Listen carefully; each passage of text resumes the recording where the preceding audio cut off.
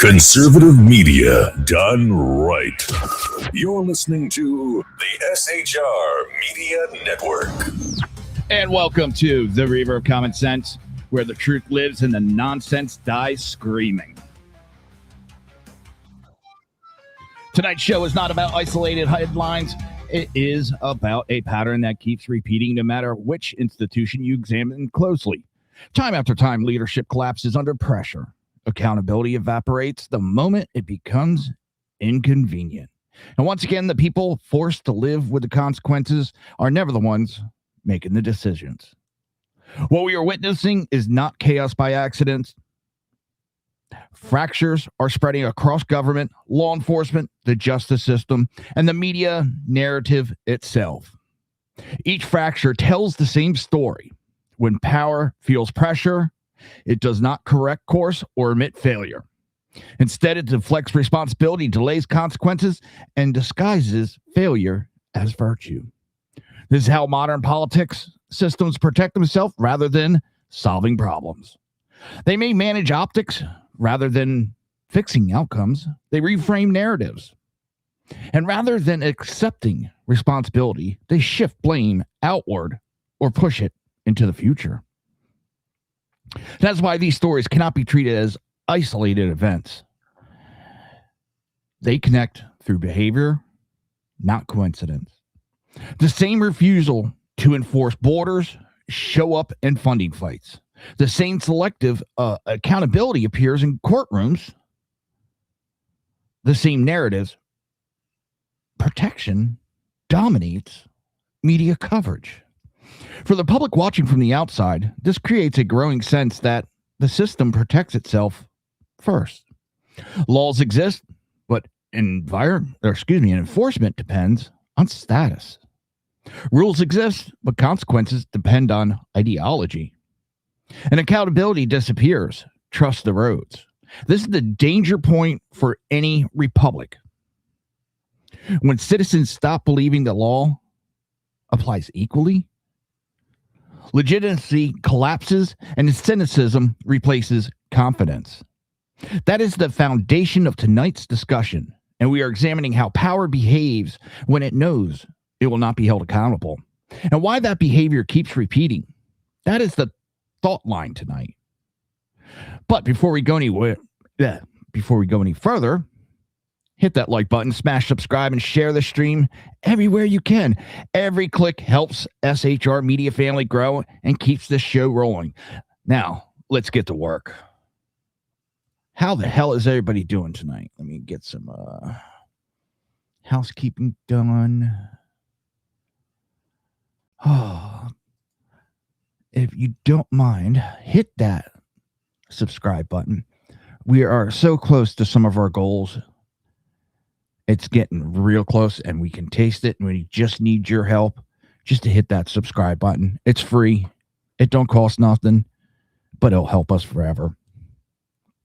Oh, let's see. Where are we at now? Where are we going to start tonight? What happens when even party discipline collapses? What we are watching right now is not policy disagreement or a tactical dispute. It is a governing party losing control of its own members while the country absorbs the consequences. Senate Democrats are openly rebelling against their leadership over a Department of Homeland Security funding package, and that matters far beyond the halls of Congress. DHS is not some abstract bureaucracy. It oversees border security, immigration enforcement, counterterrorism, and internal safety. When the party in power cannot agree on funding, the agency tasked with protecting the homeland, that is not ideological diversity. That is institutional failure. As I get all tongue-tied. It happens. The fight exposes a truth Democrats rarely admit out loud. The coalition agrees on slogans, not structure. They agree on rhetoric, not responsibility. When it comes time to fund enforcement, secure borders, empower agencies to do their job, unity collapse. For years, Democrats have framed any disagreement on DHS funding as extremism. Think about that. Just a difference in opinion is extremism. That's it just blows my mind. Any demand for enforcement was labeled cruelty. Any attempt at border control was treated as moral failure. Now their own caucus can't agree on what DHS should even be allowed to do. A government shutdown is no longer a Republican talking point. It is a self-inflicted wound being debated in public by the party that claims to be the adult in the room. Leadership cannot enforce unity. Committee chairs cannot hold lines. The caucus cannot agree on priorities. And who pays the price? Not the senators, not the staff, not the activists. It is the public. It is the community dealing with border chaos. It is the agents forced to operate under scrutiny and uncertainty. It is the citizens told once again that dysfunction is normal. Here's the irony that should never be ignored. The same people who warn endlessly about threats to democracy cannot manage the basic mechanics of governance. The same party that claims to defend institutions cannot keep its own institution functioning. This is what happens when ideology replaces responsibility. Enforcement becomes optional. Laws become suggestions. And leadership becomes performative. This is not resistance. This is rot.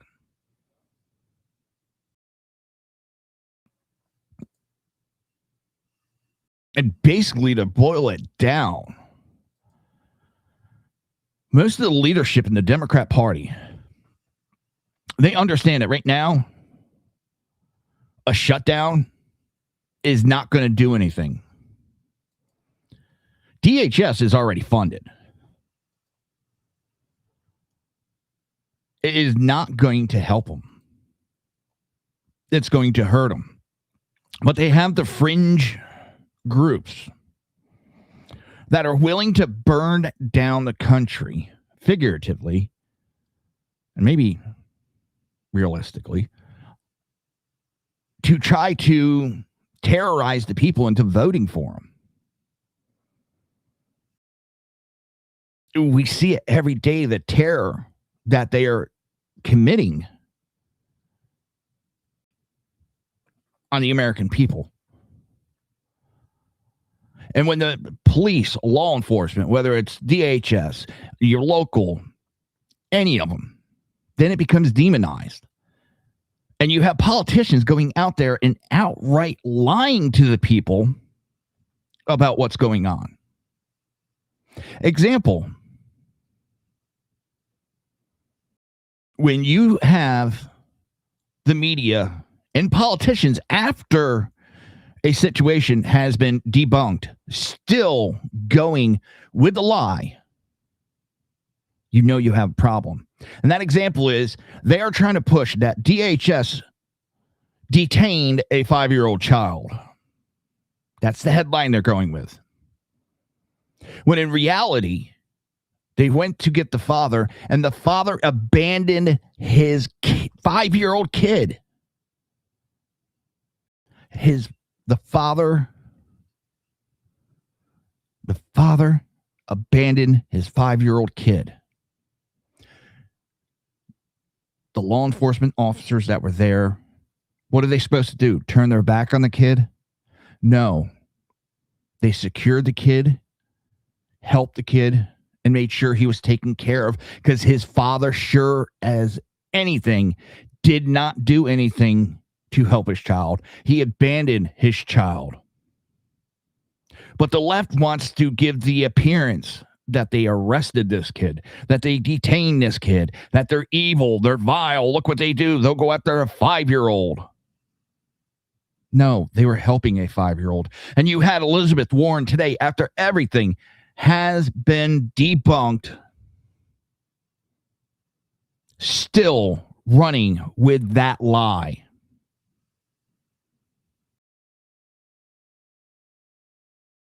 And I keep getting, this is what tells me the left knows they're in trouble. When they got to push these lies, they don't have any truth on their side. They keep pushing lies. No, we're peaceful protesting. Bullshit.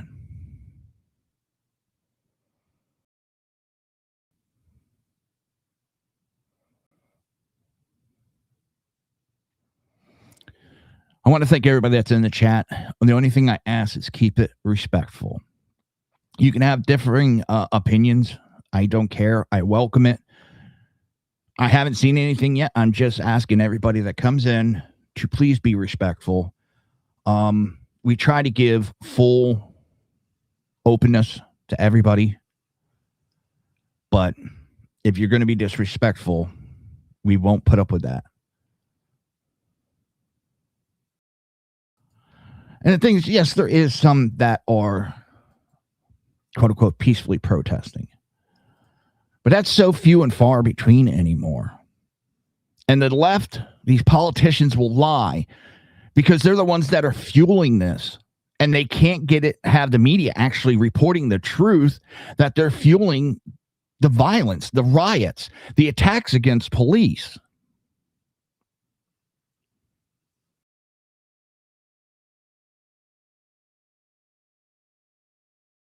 Democrats did not have a problem funding DHS and ICE under Obama, who ICE captured and deported more people than under President Trump. And CNN did ride-alongs and praised, and Democrats praised ICE under President Obama, under Biden. But they hate Trump so bad they will lie to the American people. They will demonize ICE for political points. And it scares me that people actually fall for this.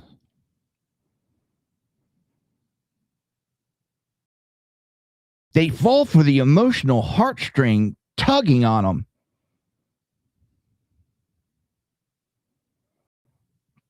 ICE is doing the same job they're doing now as they did then.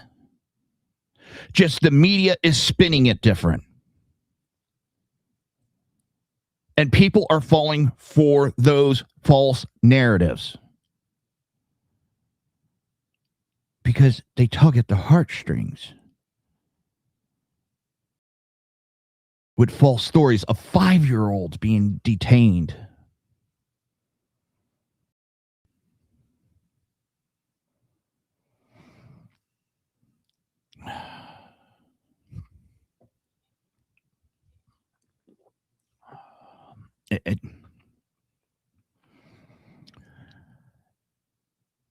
There is such a divide in this country and such hatred going on between two factions. I honestly, and I've asked it before, and it's not that I'm want it, not that I'm calling for it, but how are we going to come back together as a country? There's such a divide. And it's just getting worse. I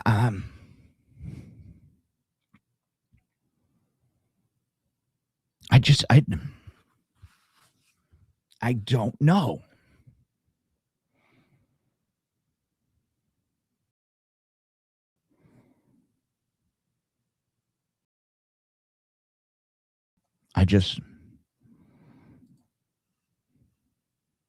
The lies that they're believing, it just blows my mind. I gotta remember to do that later.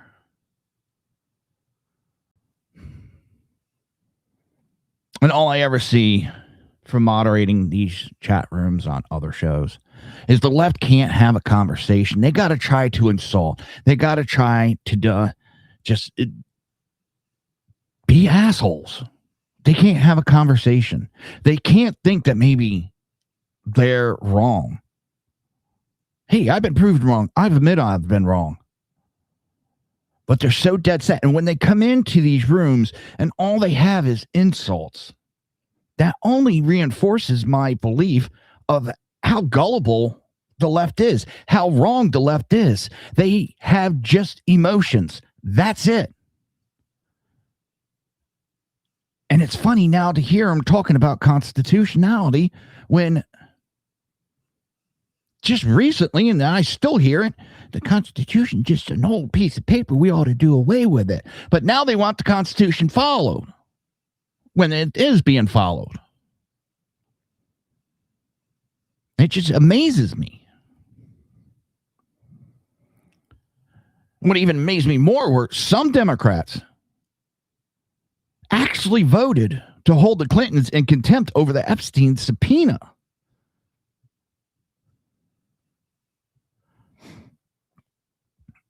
Watch the language carefully here, because language is how Washington hides what it refuses to confront.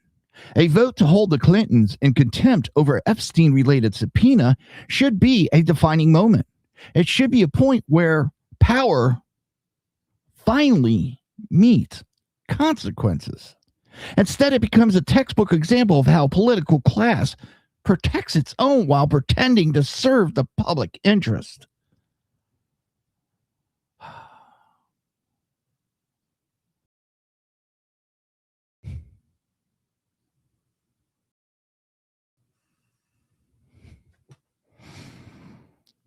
But with that, we're just getting started, folks. This is the anatomy of modern politic warfare, and we're only peeling back the first layer. Don't get in any way. We will be right back. Conservative media done right. You're listening to the SHR Media Network. Are you looking for a way to boldly express your faith and love for your country? And check out Seven Armors, the premier apparel company for patriotic men of God, where faith meets freedom in style. Our t-shirts are more than just clothing, they're statements. Bold, stylish, and meaningful.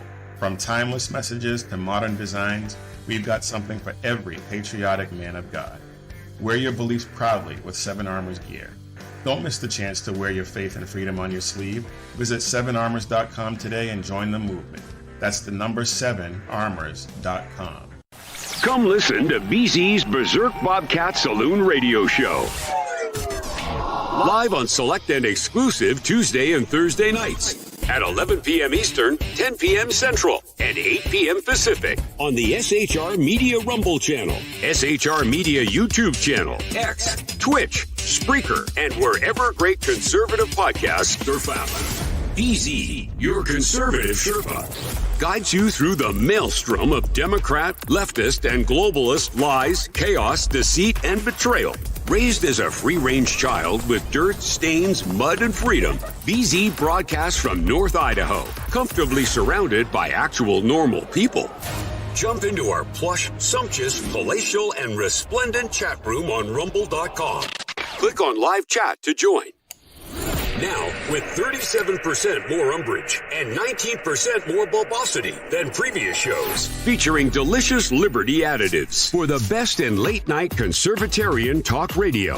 BZ reminds you that with great beard comes great responsibility. No chinchillas were harmed, embarrassed, fat-shamed, or the focus of any sarcasm whatsoever in the making of this ad.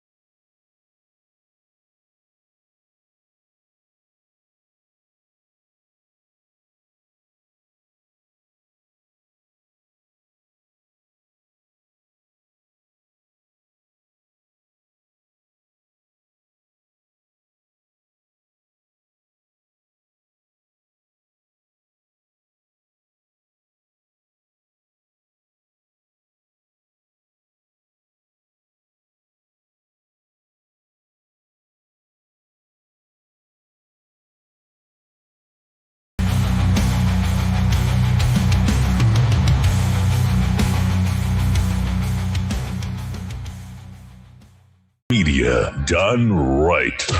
You're listening to the SHR Media Network.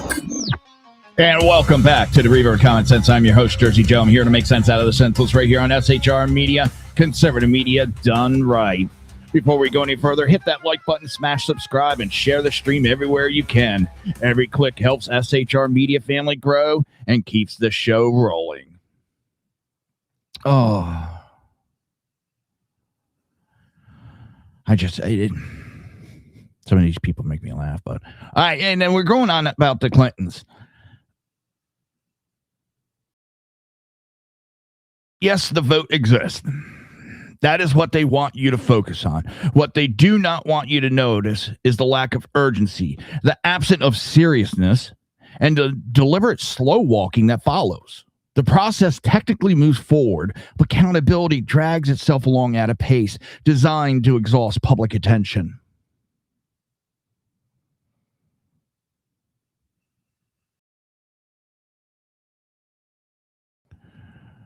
This is not accidental. This is how Washington neutralizes consequences without ever having to say no outright. Endless procedures, replacement resolution, endless delays replaces judgment. Bureaucracy becomes a shield, not a tool. The appearance of action is offered as a substitute for the discomfort of real accountability. And this is where the conservatives need to be very clear-eyed. If there were any other family, any other set of names, the tone would be radically different. Subpoenas would be enforced. Deadlines would matter. Contempt would carry weight. But when the Clintons are involved, the system suddenly remembers patience, caution, and restraint. It's not about a personality. It's about precedent. A justice system that signals some people are too connected to comfort is no longer blind. It is selective. And selective justice is not justice at all. Ask yourself this. If accountability truly mattered, would this require public pressure? Would it require alternate media attention? Would it require citizens refusing to look away? No, it would require principle. And principle does not need to be coaxed into action. The problem is not that Congress lacks tools. The problem is that it lacks will.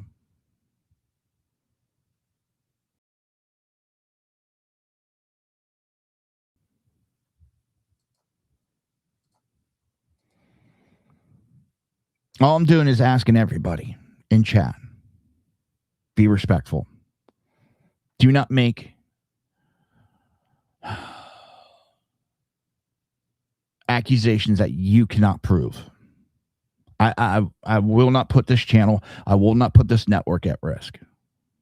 If you cannot act like an adult, you can sit in the chat in a timeout like a little kid.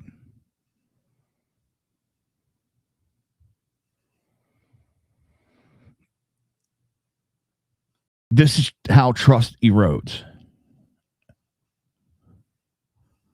And I'm sorry for going on that little rant, but it's we're all adults here. We can act it. Not in one dramatic moment, but in 1,000 small evasions. People notice when rules apply differently. They notice when timelines stretch endlessly. They notice when powerful names are handled with kid gloves.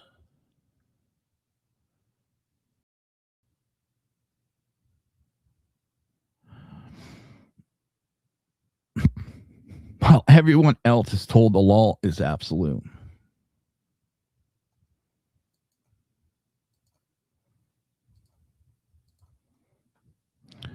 A republic cannot survive that imbalance forever. Either accountability applies across the board, or it is eventually applies to no one. And right now, Washington is signaling very clearly which direction it prefers. That is why this vote matters less than what follows it. And so far, what follows looks exactly what America has come to expect. Delay, deflection, and a quiet hope that the public moves on. Now, what has gone on is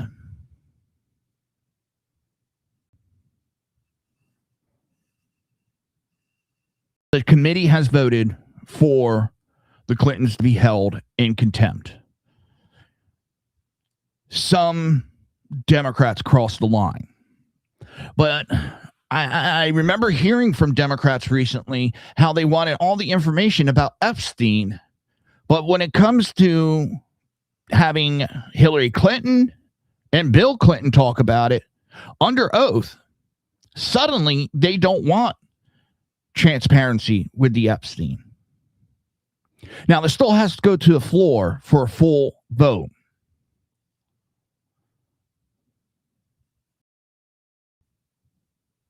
Spamming will not be tolerated in the chat. One warning. Caps are not allowed. All caps are not allowed.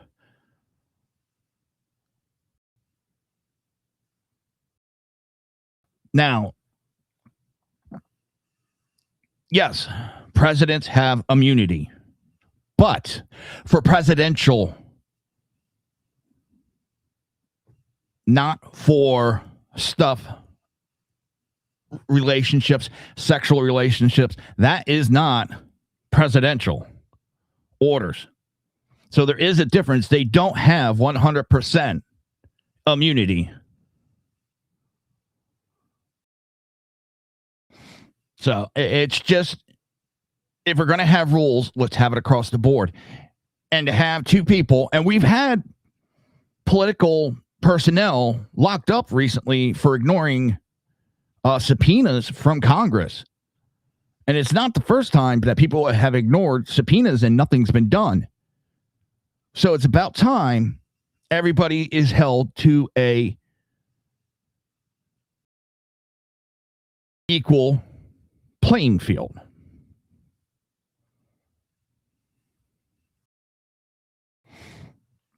I don't know. It's just, it's all, I'm glad to see some Democrats jumped across, but not enough. It should have been a 100% vote, but you have people that have been crying about Epstein that are trying now to protect Democrats.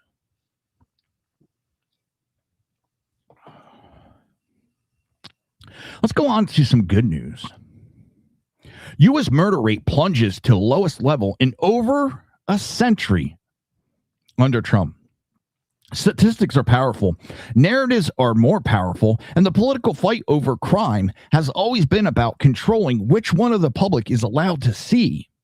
The claim circulating right now is that the U.S. murder rate has fallen to its lowest level, I think not just a century, 125 years. And that is a claim worth examining carefully. Not because numbers do not matter, but because how numbers are treated depending on who benefits from them. If the claim is accurate, it detonates years of progressive talking points about policy, law enforcement, and public safety. For decades, the left has argued that enforcement itself is the problem, that police presence increases violence, that deterrence does not work, that criminal justice outcomes are driven primarily by social forces beyond policy control. Yet the moment crime drops, the tone shifts, the headlines soften, the coverage shrinks, the explanation becomes vague. We are told it is complicated. We are told correlation is unclear. We are told not to draw conclusion. Contrast that with what happens when crime raises. Every spike becomes proof of systematic failure. Every incident is framed as evidence of moral collapse. Every tragedy is blamed on policy choices made by political opponents. Context disappears. Complexity evaporates. Certainty arrives instantly.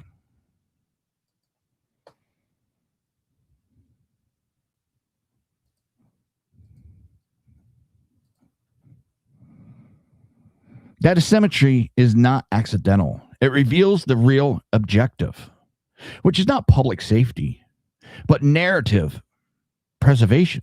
When outcomes align with conservative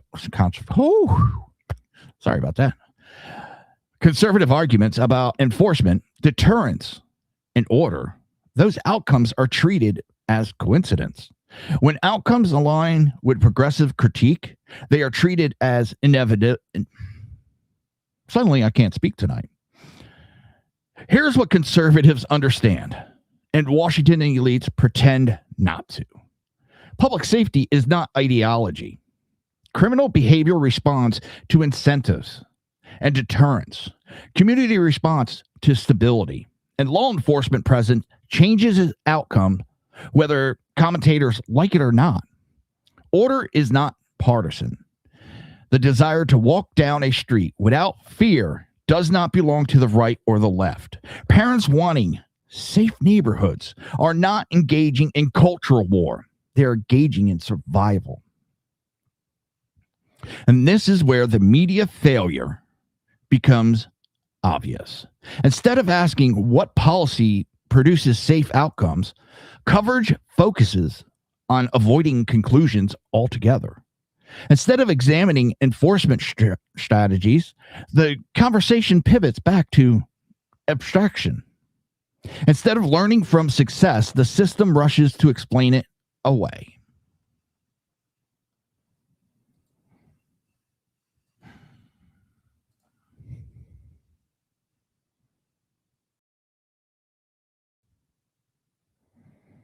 This matters because policy follows narrative. If success is treated as accidental, it will not be repeated. If enforcement is treated as dangerous, regardless of results, it will always be undermined. And if outcomes are dismissed when they contradict ideology, public safety becomes collateral damage.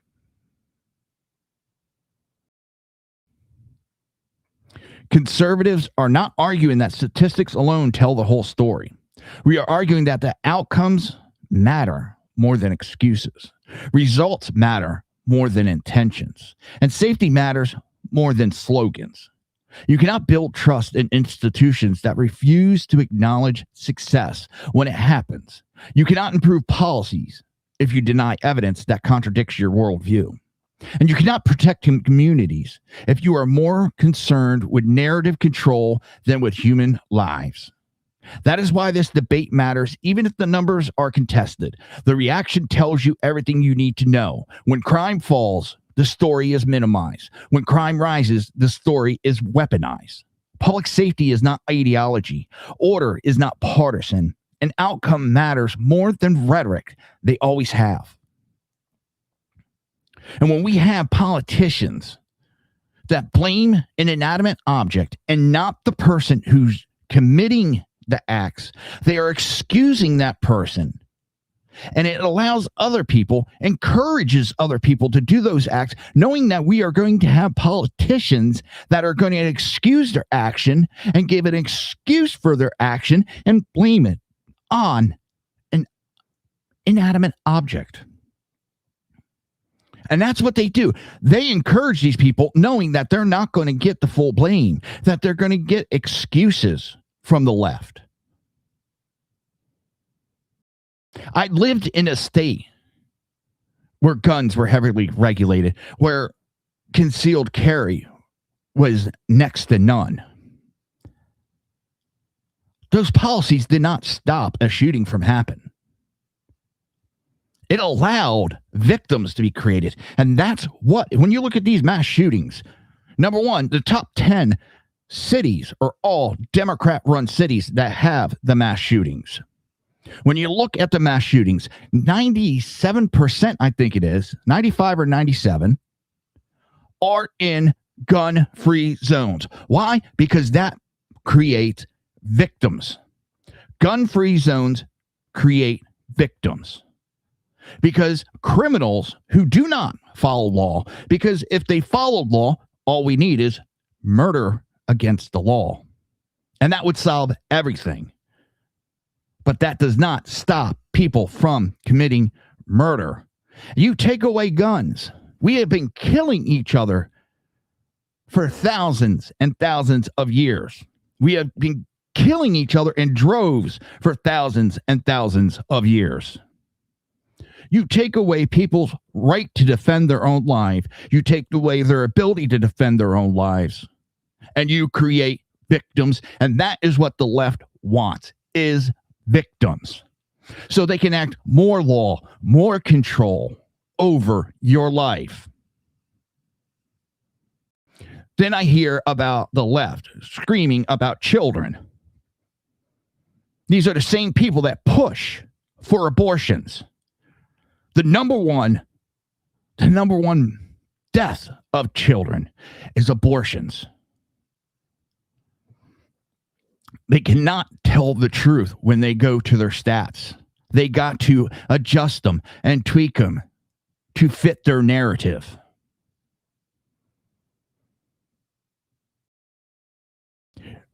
We've lowered illegal immigration in this country, and it's funny how we secured the border, lowering illegal immigration, and fentanyl deaths dropped. Murder rate dropped. Seems like there was a little bit more connection than the left wants to admit.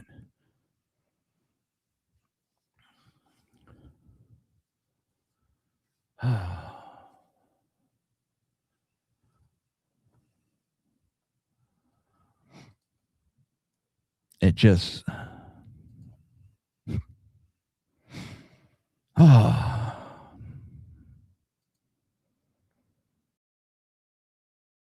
I've watched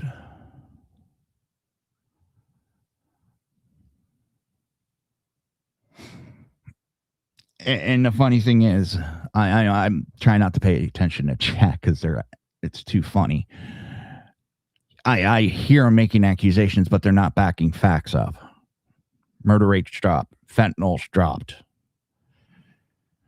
Top 10 cities for mass shootings are all Democrat controlled.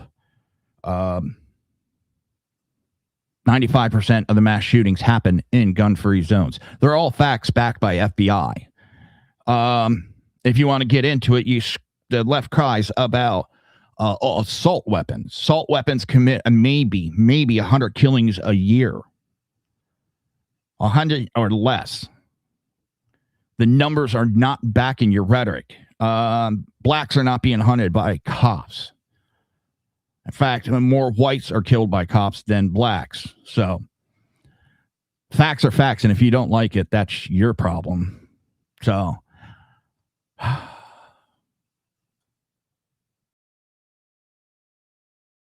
remember, we got one more segment to go. This is the anatomy of modern politic warfare, and we're only peeling back the first layer. Don't go anywhere. We'll be right back. Conservative media done right. You're listening to the SHR Media Network. Are you looking for a way to boldly express your faith and love for your country? And check out 7 Armors, the premier apparel company for patriotic men of God, where faith meets freedom in style. Our t-shirts are more than just clothing, they're statements. Bold, stylish, and meaningful. From timeless messages to modern designs, we've got something for every patriotic man of God. Wear your beliefs proudly with 7 Armors gear. Don't miss the chance to wear your faith and freedom on your sleeve. Visit 7armors.com today and join the movement. That's the number 7armors.com. Come listen to BZ's Berserk Bobcat Saloon Radio Show. Live on select and exclusive Tuesday and Thursday nights at 11 p.m. Eastern, 10 p.m. Central, and 8 p.m. Pacific on the SHR Media Rumble channel, SHR Media YouTube channel, X, Twitch, Spreaker, and wherever great conservative podcasts are found. BZ, your conservative Sherpa, guides you through the maelstrom of Democrat, leftist, and globalist lies, chaos, deceit, and betrayal. Raised as a free-range child with dirt, stains, mud, and freedom, BZ broadcasts from North Idaho, comfortably surrounded by actual normal people. Jump into our plush, sumptuous, palatial, and resplendent chat room on rumble.com. Click on live chat to join. Now, with 37% more umbrage and 19% more bulbosity than previous shows, featuring delicious Liberty additives for the best in late-night conservatarian talk radio. BZ reminds you that with great beard comes great responsibility. No chinchillas were harmed, embarrassed, fat-shamed, or the focus of any sarcasm whatsoever in the making of this ad.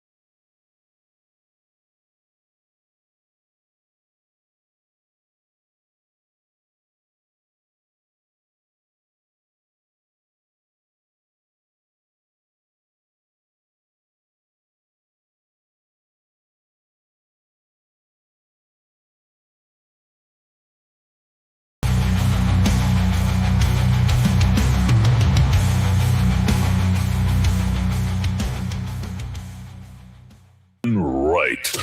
You're listening to the SHR Media Network. And welcome back to the Reaver of Common Sense. I'm your host, Jersey Joe. I'm here to make sense out of the senseless right here on SHR Media, conservative media done right. Before we go any further, hit that like button, smash subscribe, and share the stream everywhere you can. Every click helps SHR Media family grow and keeps this show rolling. Oh, let's see. Where do we go from here? Trump's approval among Hispanics surges in recent polling. This is the data point no one wants to talk about because it shatters a political assumption that has been treated as unchallengeable for decades. Movement and approval among Hispanic voters directly challenges the narrative that has been sold as settled science. The political class insisted demographics were destiny. They claimed voting blocks were permanent. They believed loyalty could be assumed rather than earned. And for years, they acted as if outcomes did not matter as long as the rhetoric was correct. That assumption is no longer cracking, and it is cracking loudly.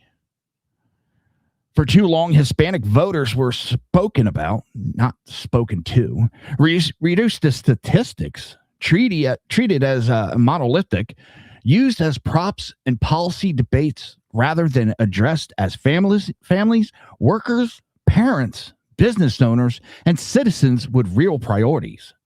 Conservatives understand something the political left refuses to accept.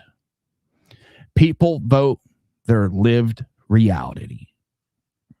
They responded to results, not lectures.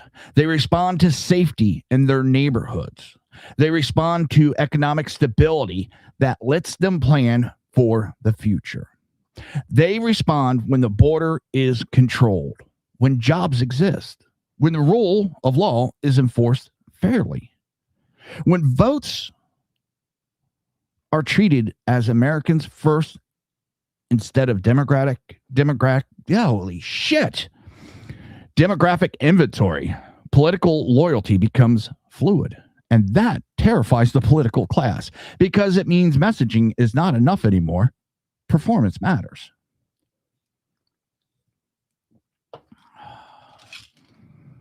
But stammering and stuttering, shit happens.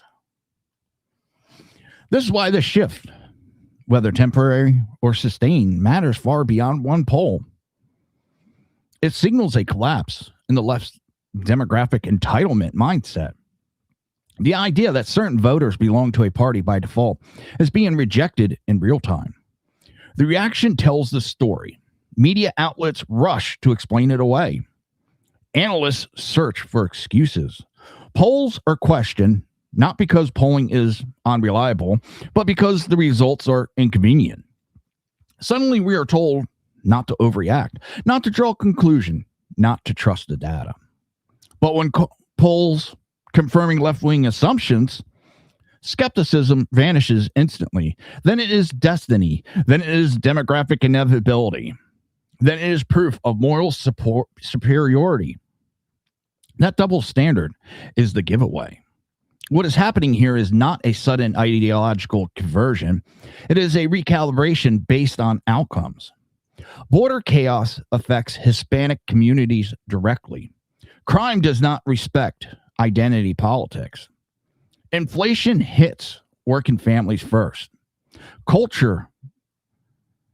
I'm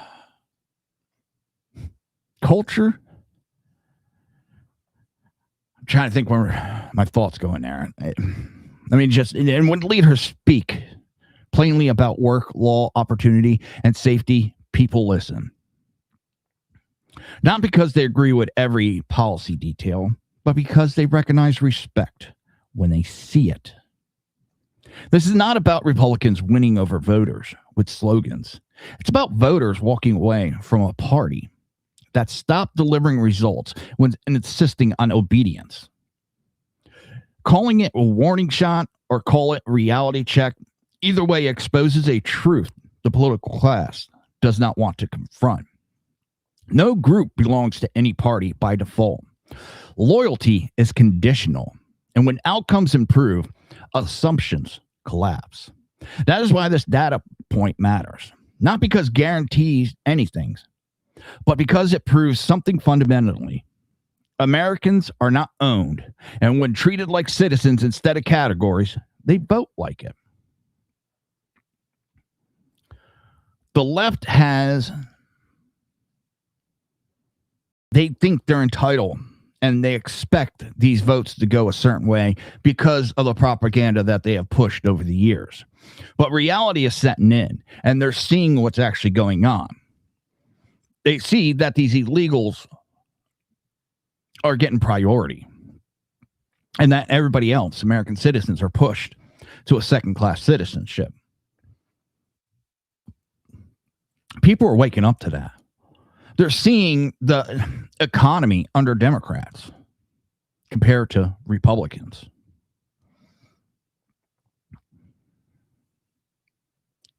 People are not listening to mainstream media. The lies, the bullshit that they're fed. You can go to the grocery store and see that groceries are cheaper. Your energy costs are cheaper. Your fuel costs are cheaper. Rent is getting cheaper. Housing is getting cheaper. Everything's going in the right way. That even the economists, the experts that flouted, doom and gloom have admitted they are wrong. And everything's going in the right direction. And our economy is looking better. This is the same group of people that are telling you that things are doing very badly right now are the same ones that told you everything was hunky-dory when inflation was like 8, 9 under Biden, telling you that it was a figment of your imagination, everything was more expensive. Now they're trying to tell you that the cheaper prices are a figment of your imagination. They have been lying to you. And people keep buying it. And I don't know. I don't get it. I don't know what it's going to take to wake these people up. It's not a Trump thing. This is not a right, not a left. There is a group of politicians that are acting as royalty, being dishonest. The left's going to say it's the right's going to say it's the left. I'm going to tell you, we got idiots on both sides. I know that. I'm not going to tell you every Republican's perfect. I never have, never will. Right now, the left is on the wrong side of history. More people are waking up to that. And if you start looking at the polls of what's going on, people are walking away from the Democrat Party in droves. In droves. States are flipping from majority Democrat vote to a majority Republican vote. Time and time again, we're seeing that.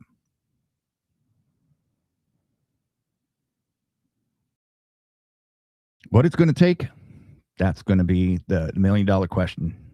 If anybody had that answer, well, they'll probably be very rich.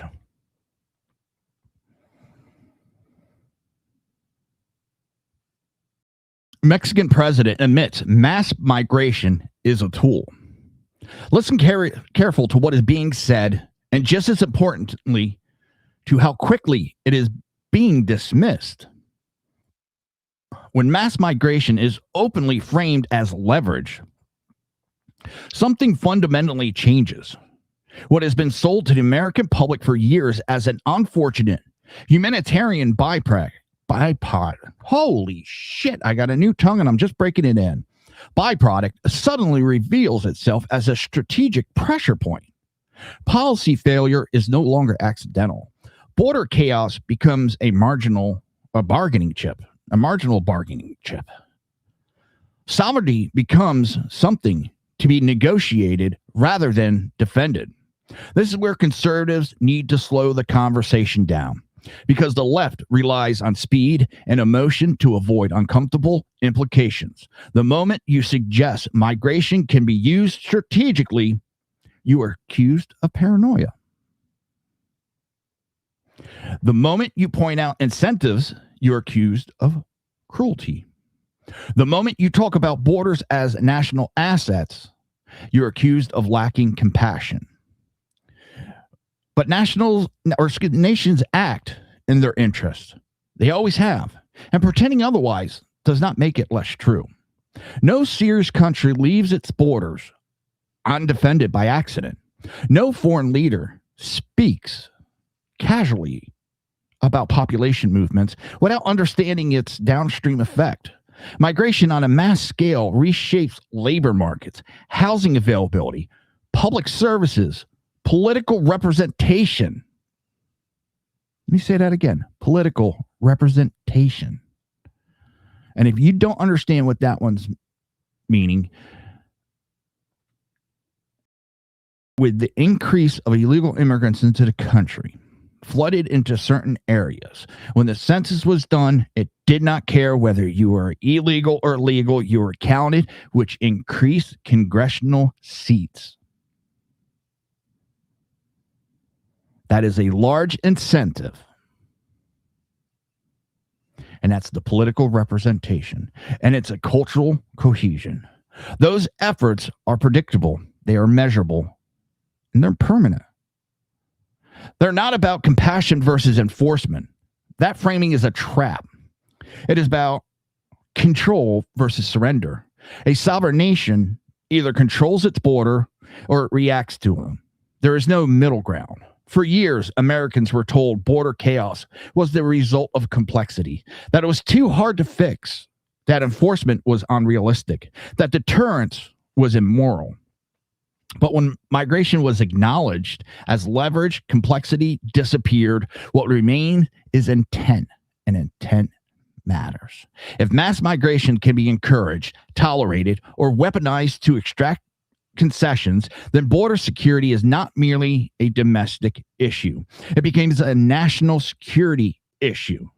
It becomes foreign policy conducted through demographic pressures instead of diplomacy. Conservatives understand this instinctively because history teaches it clearly. Borders define nations. When borders collapse, states weaken. When states weaken, citizens lose protection. And when protection fails, chaos fills the vacuum. And this is why dismissing these emissions as rhetoric excess is dangerous. Words reveal strategy. Strategy reveals priority. And priority reveals whether leaders respect the sovereignty of their neighbors or view it as negotiable. The American left wants this conversation buried because it exposes the consequences of open border ideology. If migration can be used as leverage, then policy that invite it are not compassionate. They are negligent. This does not mean every migrant is acting strategically. It means systems can be exploited even when individuals are acting out of necessity. Conservatives are capable of holding both truths at once. The political left refuses to because it disrupts the narrative. We're getting to the end of the show, people. I want to thank everybody, whether you're here to argue against or for. I thank everybody for being here. And remember, nothing we cover tonight is random. None of it happened in isolation, and none of it can be dismissed as coincidence. Across every segment tonight, the same behavior surfaced. Leadership fractures under pressure. Enforcement hesitates when politics intervene. Justice blurs when powerful names or approved ideologies appear. Meanwhile, the media reframes events to soften consequences and redirect blame. Through it all, the public is told to accept this breakdown as normal or unavoidable. This is not normal. It is a pattern. A system that refuses accountability steadily loses legitimacy. When leaders avoid consequences, citizens notice. When laws are enforced selectively, trust erodes. And when institutions protect themselves instead of the people they serve, confidence collapse. Borders matter because sovereignty matters. Laws matter because fairness matters. When enforcement becomes optional, safety weakens and stability erodes. The deeper danger is normalized. When Americans grow accustomed to double standards and endless excuses, accountability stops being expected at all. The truth remains simple. Order matters. Accountability matters. Equal application of the law matters.